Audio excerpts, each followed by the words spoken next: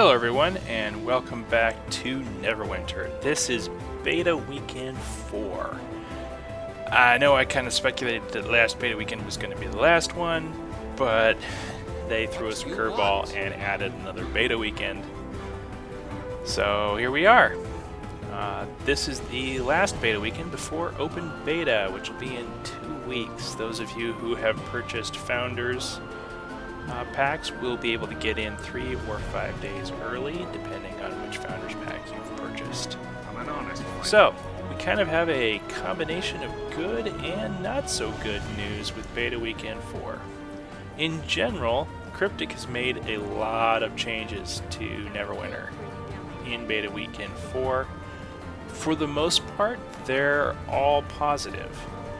The actual bad part, which I'll kind of cover right now, is, well, the leveling curve is still screwed up. As you may notice, this is my Great Weapon Fighter, who is level 23, who is obviously not level 30, which I was trying to do. Unfortunately, the leveling curve is still too steep for the amount of content in the game. I am already roughly 2 levels behind the enemies at this point. I've been doing every quest I can find, and this includes the new side quests that they've tossed in with Beta Weekend 4. I've also done a little bit of PvP, a couple of Foundry missions, and so on to not fall even further behind, but it's still a little bit of an uphill battle, and that worries me. So again, beta is beta, things can still change, they can still fix it before launch. After all, in 2 weeks it's still technically beta, though everybody will be in and messing with it. So, that's basically the downside. What do we have for the upsides? Well, let me show you something.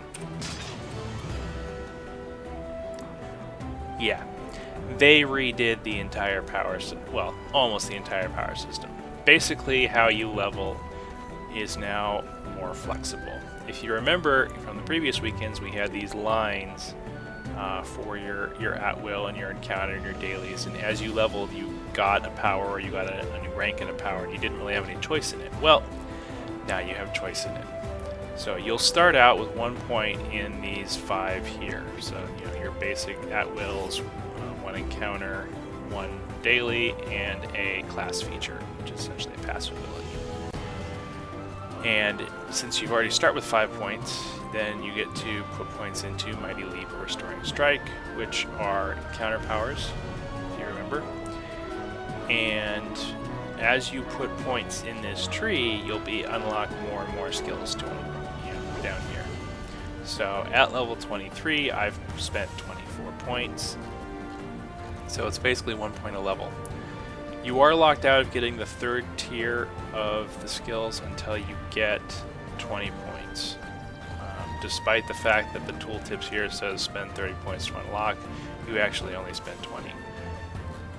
So you can start putting points in. So while this looks like a lot of choice, it's not as much as you may think.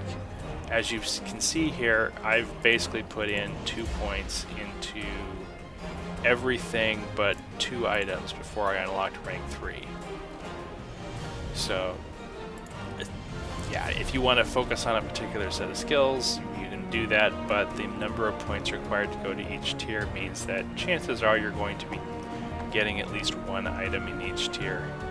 That's not necessarily a bad thing, but it does mean that, you know, you're not really choosing, you're just going to be kind of picking what you focus on. If I remember correctly, Cryptic says you will have enough points to get everything except, well, you'll be short 12 points from getting everything. So there will be a little bit of variation, but not as much as you may expect from a system such as this. The feat system, however, is unchanged. You still have points to toss into various, essentially talents, and then you're going to pick your 3 at the Paragon. Unfortunately, there is still only 1 Paragon path, and they have not added more. So, what else have we got? Well, one other thing that was what was really worrying to me over the last couple of weeks were identification scrolls. I am happy to report that this character has had plenty of identification scrolls and has been able to identify everything, including non-class items, and we're still sitting here with 9 lesser scrolls of identification. So the drop rate there seems to have definitely been improved to the point where it hasn't really been an issue. If you remember, they were purchasable for 800 Astral Diamonds from previous weekends. However, they have now tiered these out into 3 levels of scrolls of identification. A lesser scroll, which identifies items up to level 29, a regular scroll of identification, which is up to level 59, and a greater scroll, which is up to level 60. And these cost much fewer diamonds. This is much better. There's only 15 diamonds here for a lesser scroll, 45 for a regular, and 125 for a greater. So that is much more acceptable. I still wish they'd offer it up for coins, but the coins seem to be more crafting oriented, whereas Astral Diamonds are kind of used for pretty much everything else. Let's see, what else we got? Oh, I can talk about Astral Diamonds a little more because more of the systems have come into play. Right here next to the vendor, we have a guy here who gives us daily missions. So you have a skirmish, a foundry mission, PvP, and dungeon. And doing these will reward you with a pretty good chunk of raw Astral Diamonds. And those, of course, have to be refined. You have like 40,000 a day or something around there. So there's 1,000 for a skirmish, 1,000 for a foundry mission, 1,000 for PvP, and 3,000 for a dungeon. So if you do all of those in a single day, you'll be getting 6,000 Astral Diamonds. So your income of those is going to be higher. Let's see, what else do I want to cover? We got kind of a list here of things that I found. Yes, professions. They added the profession system into the game. So if you have played Star Trek Online and are familiar with their duty officer system, this takes several cues from it. So what we've got essentially is a set of things you can basically work on. You can do mail smithing, which is going to be producing, at least as far as I can tell, armor for cleric and great weapon fighter. You have plate smithing, which will be producing armor for the defensive fighter. Is that what he's called? Guardian fighter. You have your leather worker, who is then going to produce items for your trickster rogue, and your tailor, who is going to produce items for your control wizard. Obviously, they will be expanded as classes are added, but for now, that's how they all line up. So, how do you do these? Well, first you need to actually have a, essentially, person to do the crafting for you. You are an adventurer, you do not sit and smack a hammer against an anvil all day. So it'll take you 5 seconds and take one of your slots here to recruit your very first worker for a particular profession. Once you've done that, you'll be at level 1 with the profession, and you'll be able to use that worker, as you can see, to do items. So for example, to gather iron ore, you'll need 1 worker, and you will be rewarded with 2 iron ore and 5 platesmithing experience, and that will take 10 minutes. So again, you just assign your worker to this, and then it will take one of your slots here for 10 minutes until it finishes. You can, of course, pay Astral Diamonds to speed it up. This is the case with a lot of things in Neverwinter. So you start with 1 slot. The reason I have 2 is because I have 1 crafting discipline at level 3. The other slots open at character level 30, character level 60, a single profession to level 10, a single profession to level 20, and any 3 to level 20. Complete a task with at least 100% speed bonus, and complete a task and earn the rank 3 result. So I assume those are going to be more kind of optimizing your assets to produce items. The other thing I've noticed, let's see if I can find one here reasonably easily. Nope.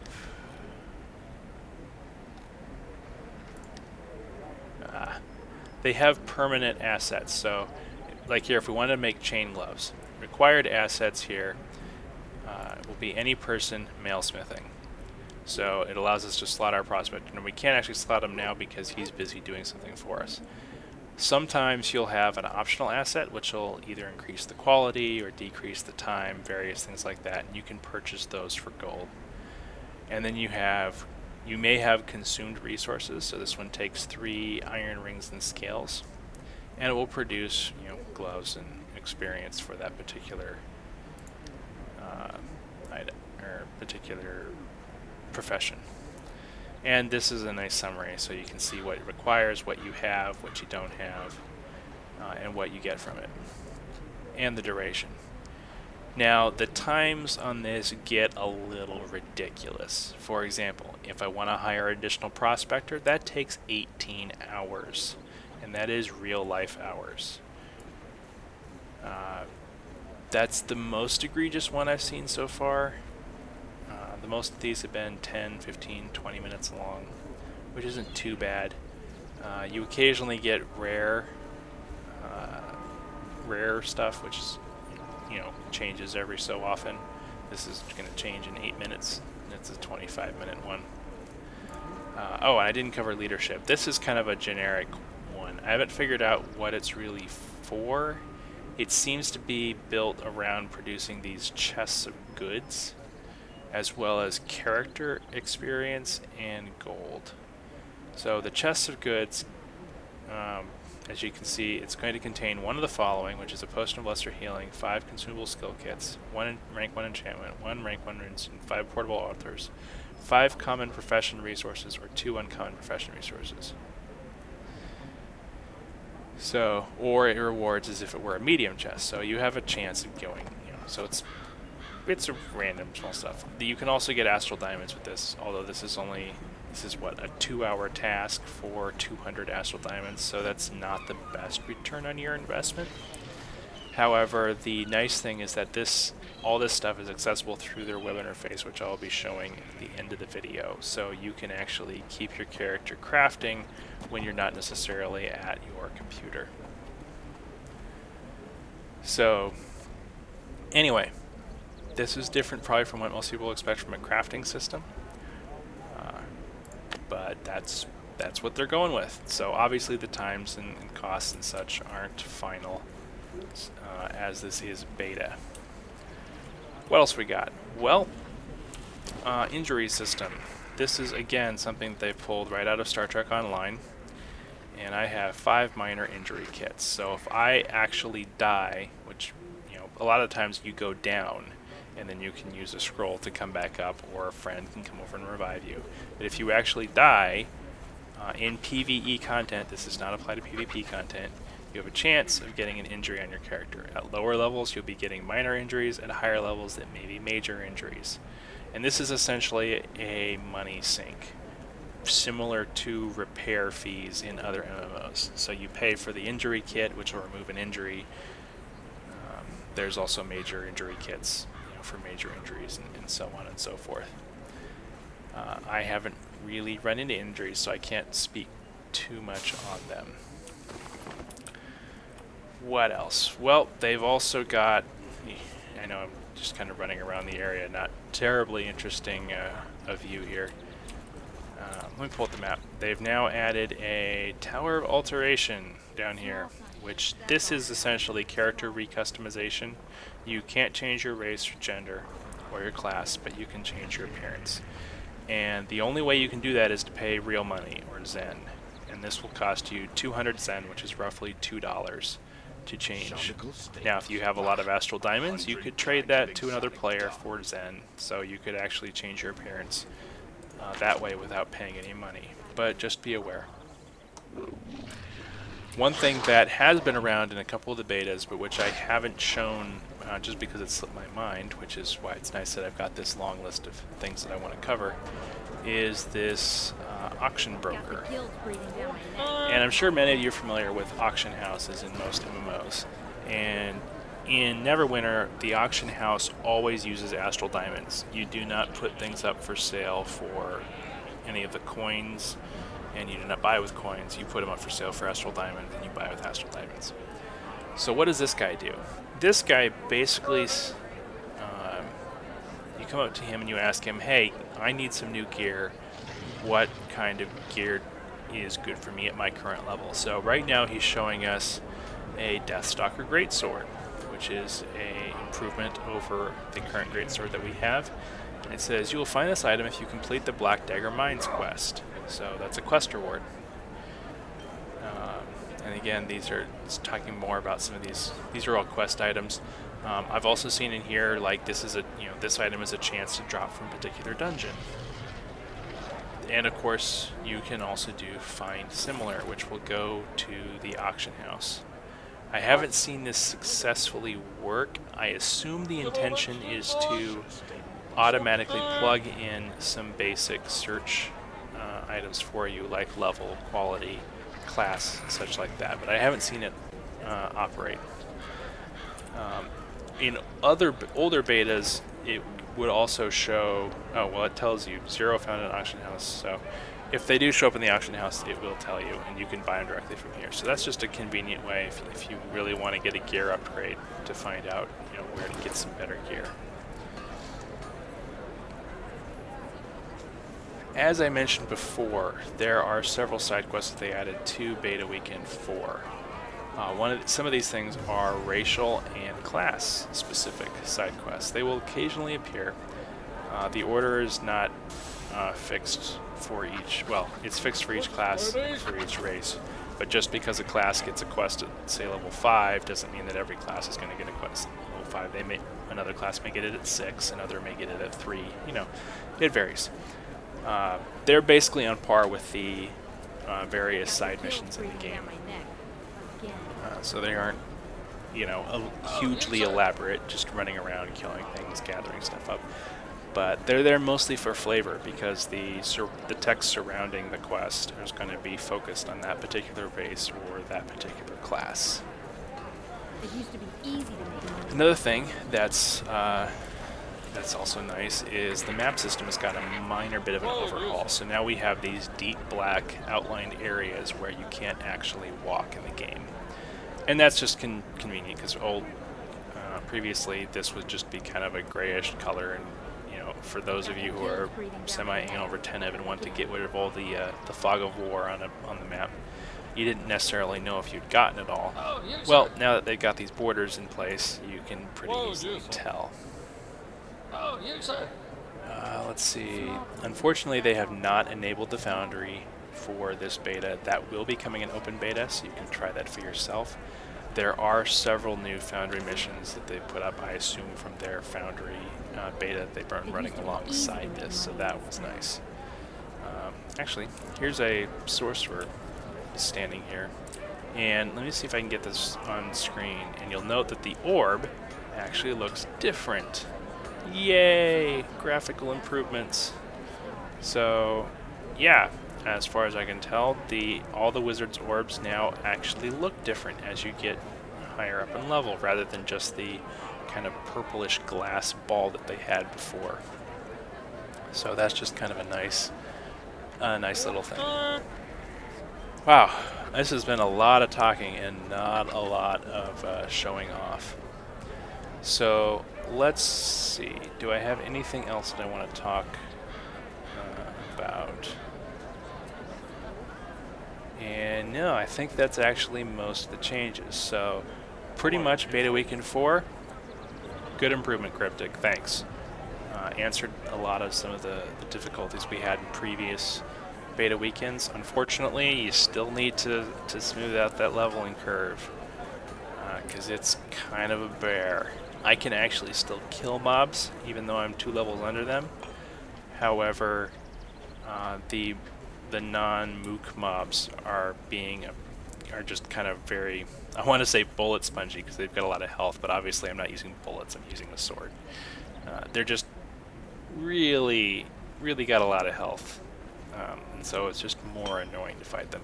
I know what we can do, and hopefully this will be quick. Otherwise, I'll put a cut in the video, and we'll round this off with a PvP match, since I haven't actually shown you guys any of the PvP. This is a 5v5 match. It is domination, so there are going to be 3 points, and the people who hold the points, you hold 2 points, you'll be for every point you hold, you gain points. For every point, for every location you hold, you gain points. If you hold 2 locations and your opponent only holds 1, you're gaining twice as many points as your opponent is gaining. If you hold 3 locations and they don't hold any, well, you're the only ones getting points. The winner is obviously the one who has the most points, well, who reaches the point cap first. So, as far as I'm aware, there is an estimated playtime. I don't know why they say 0 minutes, 0 seconds for PvP, because they could figure it out.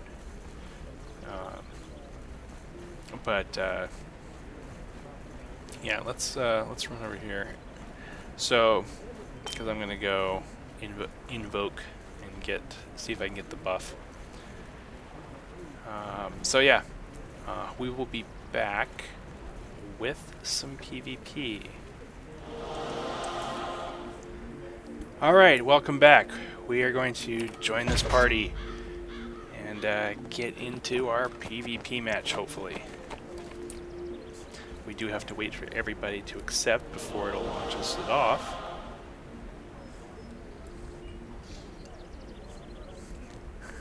If I put another cut in here, it's gonna be silly. Oh, they declined the offer. 2 people. I wonder why. One thing I have noted with the queues is that if you are in a little instance, to do a quest or what have you, and you are in a queue for PvP or for a dungeon or whatever, instead of coming back to the world where you were inside the instance, you have to actually do that instance over, which is annoying, but keep that in mind. So if you're going to be doing a long instance, you probably want to make sure to finish your queues before then. It says, hey, you leveled up, and well, that's a bug in this version of the beta, because it basically up levels everybody to level 29, which is the level for this bracket in the PvP, so that everybody's at least on somewhat even footing. So there's a point back here, there's a point here, which is obviously heavily contested since it's in the middle,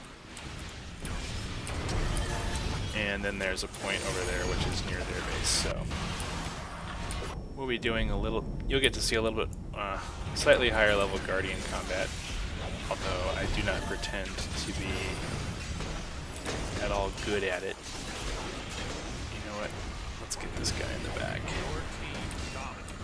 Because if he's in the back, he's probably important enough to kill.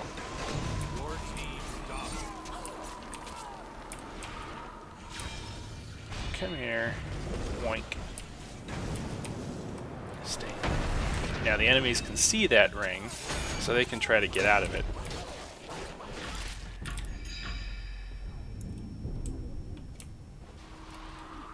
Dodge back to the post here, so we fight on the point, not in the roads.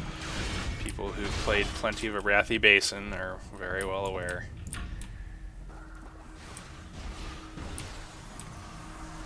Right. Launch my Uber, which basically makes me swing really, really fast. He's gonna get away. Oh, no he isn't. And death blow. So if I didn't do that, his friends could come along and pick him up off the ground as long as he didn't release. When we hold this point, looks like they're trying to poke the point 1 over there. And they hold point 3. We are behind though, as you can see in the UI there over to the right, where We have, sorry, they have 80 some points and we have 60 some points. Most of our team's going over there. I'm staying here to help protect. And looks like their Guardian Fighter is trying to, I don't know, sneak up? Or provide intelligence?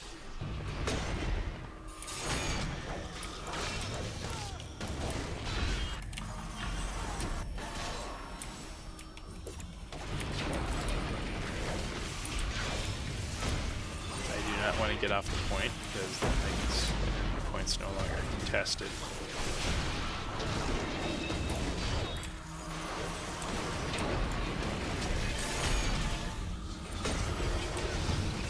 So they're trying to bang on their cleric here. I haven't noticed any icons that denote and tell you what each enemy class is, but you can make a guess from how, you know, their spell effects and weapons and equipment.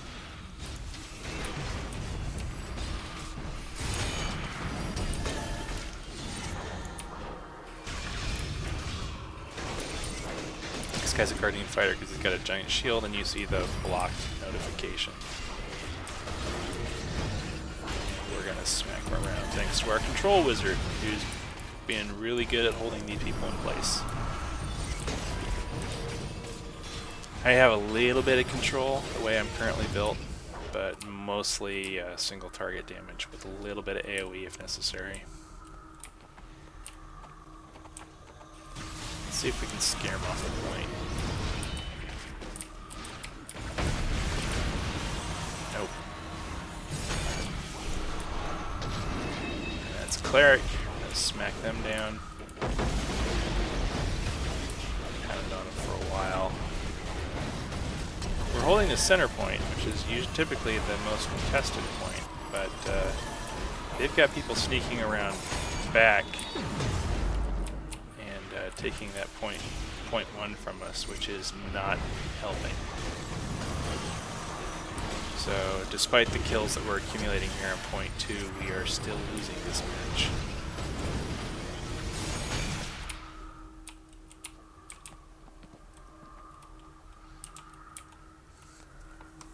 Probably because they're doing a better job of splitting their forces than we are.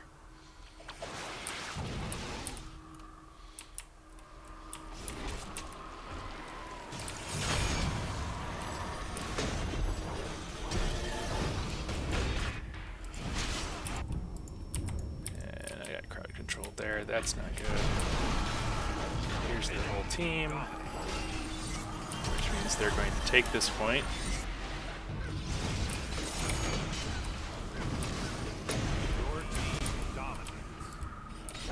We actually have 2 points now. No, we have this point because they haven't captured it from us. And we took back point 1, which is good.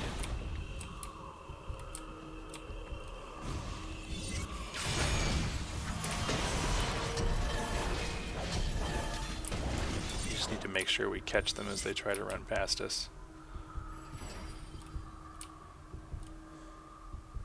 Nope, somebody's taking that point again. There's a path up there. That's how they're getting by. Well, shows you how many matches I've played since I haven't seen most of the paths to get around. So they get, what, 2 people down here to screw with our team, while somebody runs up along top and takes out the point in the back. Boink. Let's get him to run out.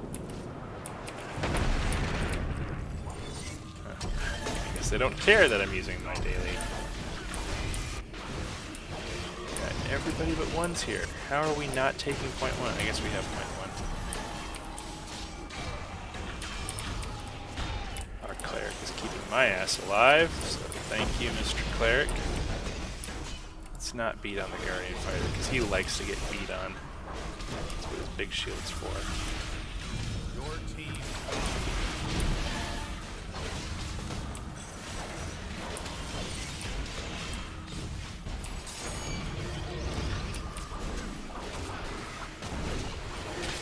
Go.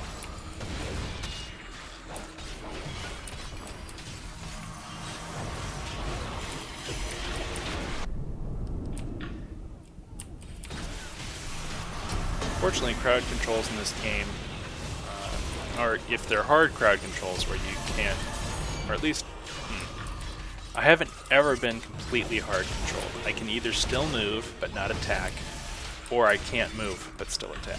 In either case, they haven't been too terribly long, so most crowd control can be used, seem to be used strategically, and is not terribly bad in terms of that. Let's not leave the point.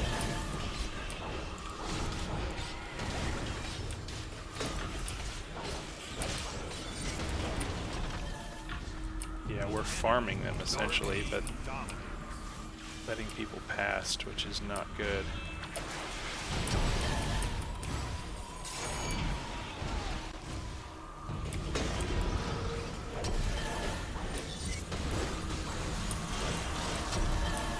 Yeah, 3 of us here beating on 1 guy. This guy is doing a hell of a job keeping most of our team occupied.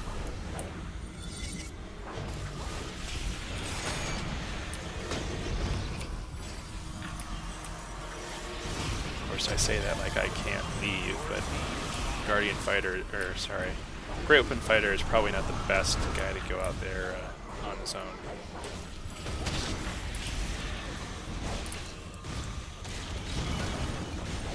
Yeah, they've had, what, 1 or 2 guys tie down most of our team here for a while.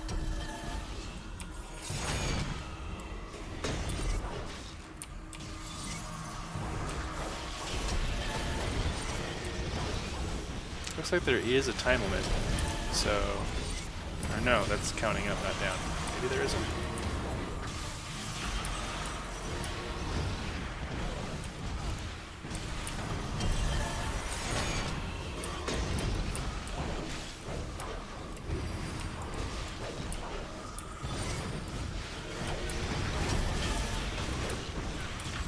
Fear my elite PvP skills. Basically amount to mash button. You should really put pressure on point 3 there. I don't think they're defending it at all.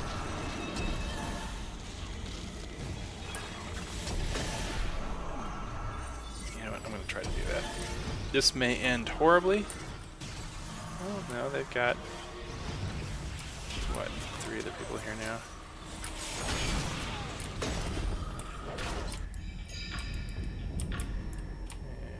On.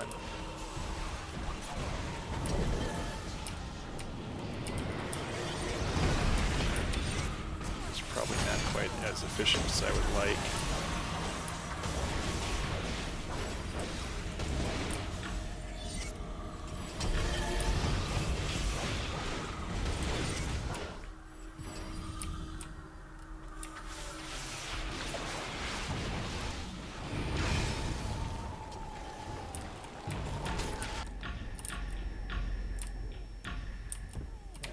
Crowd control.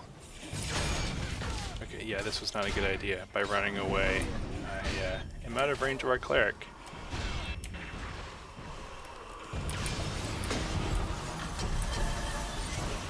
If I'm out of range of my cleric, I'm getting my ass handed to me.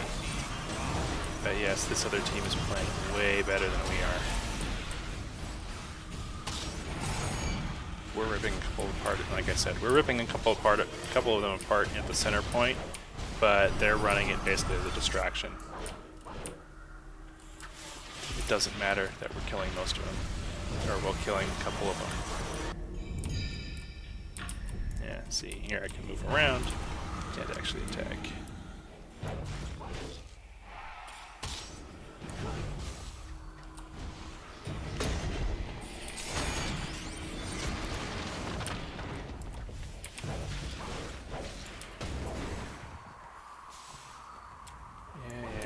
Running.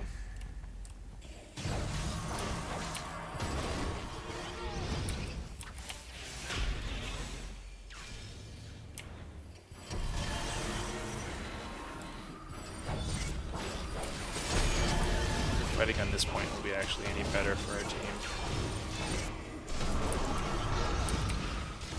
Cleric, sit down.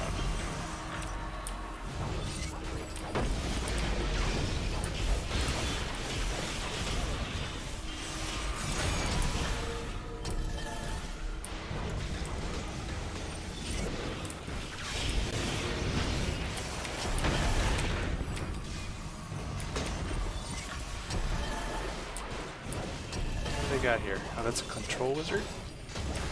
No, he's got a staff. No, it's 2 clerics. That's why we're having such a hard time.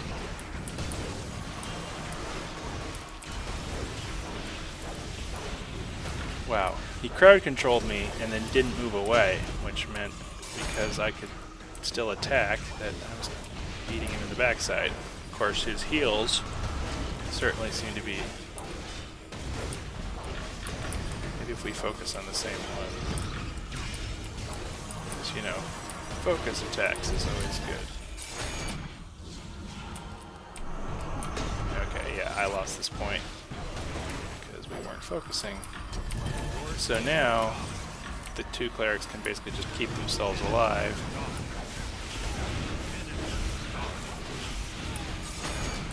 And I can't do a jack about it because my self-heal is essentially non-existent. Yeah, see this? They're keeping me crowd controlled.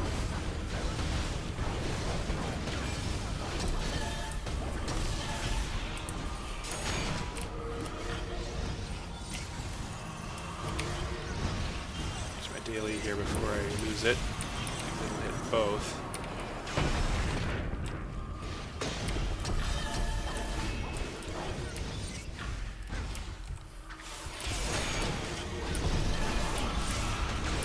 Yeah, I can't use potions here.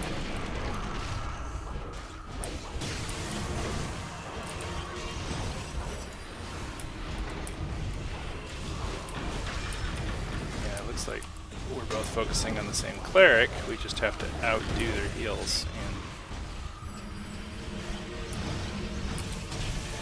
And yeah, that's how you do it, Guardian Fighter. Or Syntez.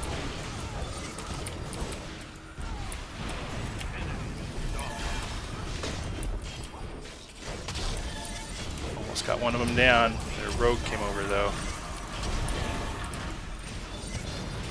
Oh. So the cleric's gone. Well, one of the clerics is gone.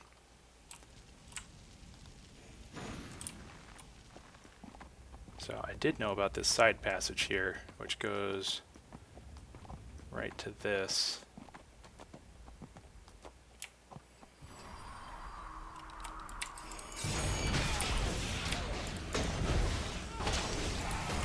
Yay, our rogue showed up.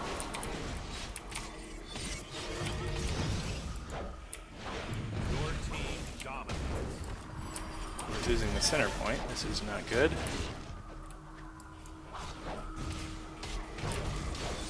You sit down. Work.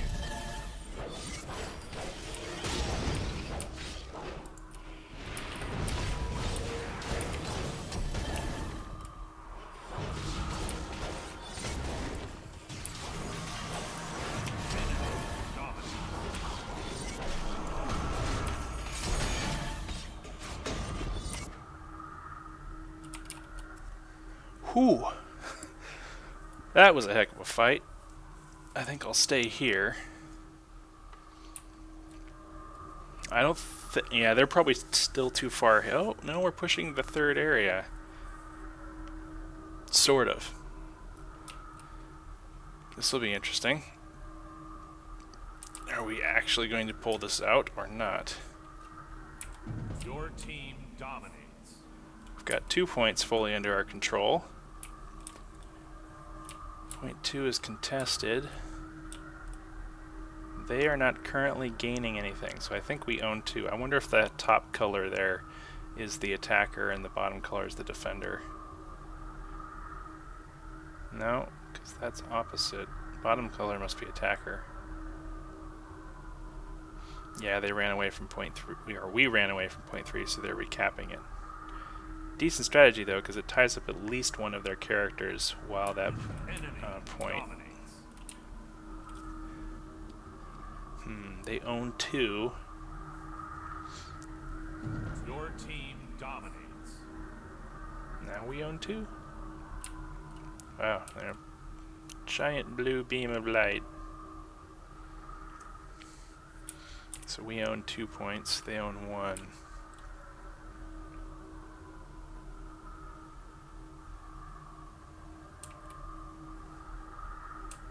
This is going to be quite the video. I apologize for this going a little bit long, but I figured actually showing out... Oh, hello. Aw, come on. That was stupid on my part. Oh! Wow. Brilliant move by the cleric there. Knowing that I would come pretty much right after them, they basically put their crowd control down. Expecting me to rush into it because I'm melee. And, well, like an idiot, I did. Sit down.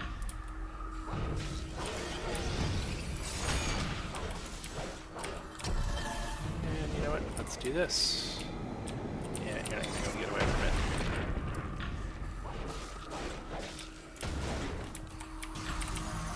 Just not getting it. Ah, missed with the stun. Oh, rogue's here. Oh, this cleric's dead.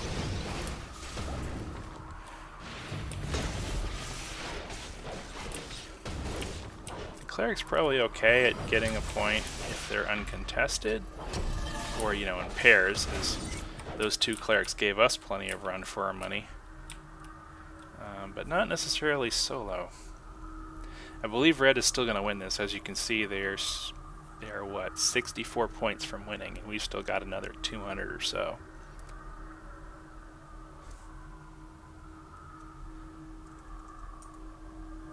An enemy is about to win.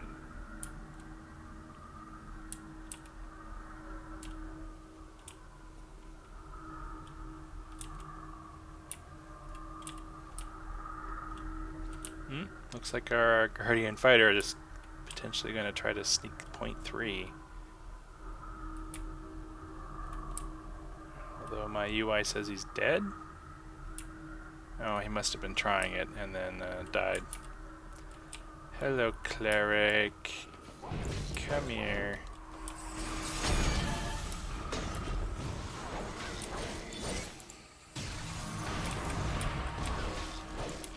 Yeah, I see. What, you think I'm gonna run in there? Looks like I've got just the range to get him out. Ah, man, that was bad ranging on my part. Clever move.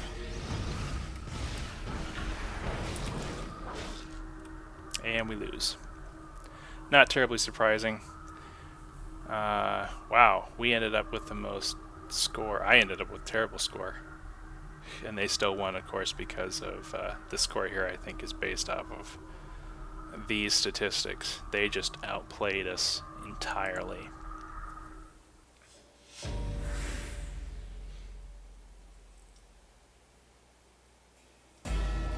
Alright, so there you go. That's PvP in Neverwinter, or at least one of the forms of PvP.